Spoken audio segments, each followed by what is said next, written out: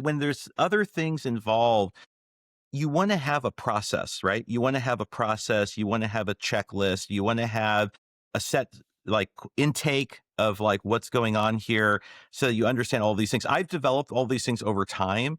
And when I sponsor agents, I try to share, my systems with them, but also just like if anyone's watching this, it's funny. My podcast is getting a little bit more views on Spotify and stuff now. So I don't know who's listening out there, but if you're an agent listening to this, I mean, you got to start developing a process. And that's sort of, the difference between just an agent and becoming a pro. But Joseph, maybe I come at it with a little different perspective. I have a degree in philosophy. Maybe I could have been a lawyer if I had the thought. Since I have a degree in philosophy, and I have two other degrees that are totally unrelated to real estate, which because I was a teacher before. So I have that kind of like checklist, like kind of process mentality. It's just comes from my other life.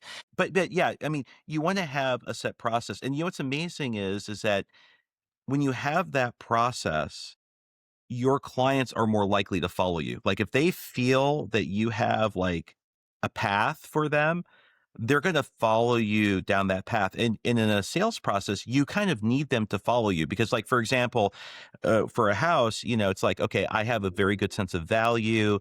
I have a very good sense of how I want to sell this house.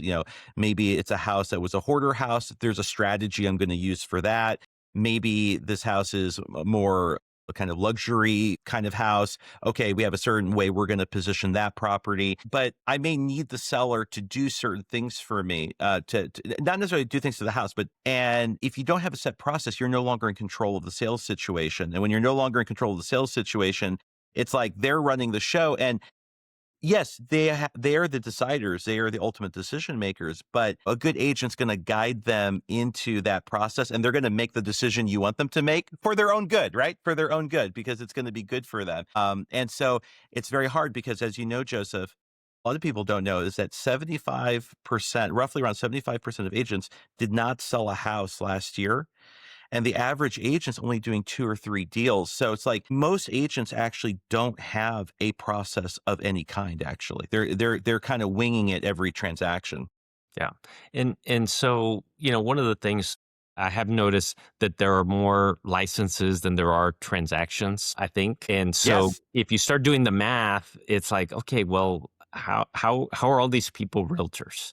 And it's like you said, there's a difference between being a professional and having a license. So it just means you could pass a test and sit for so many hours of CE. But you need to have systems to run your business, to run your processes. An analogy that we like to use a lot is with a doctor. When you go to the doctor's office, you got to fill out forms. And those questions, hey, do you have this? Is this a symptom? Have you ever had this before? Have you ever had that before? All of the things that they need to know to be able to rule out, you have this family history or you have had this before. These are all symptoms of this thing having come back. So if you have your checklist of, hey, is this in probate? Are all the heirs aware that the property is going to be listed? Where are you in the probate process? Have you already been appointed? Has the property been ordered to be sold, or are you an independent administrator? All of those little triage questions puts you in a much better position to see, okay, what do I need to do next? And so definitely having systems and checklists are extremely important. We have that in our practice, and that's why our practice is very limited to probate, estate planning, real estate transactions, asset protection with business entities. So all of those things kind of play with each other.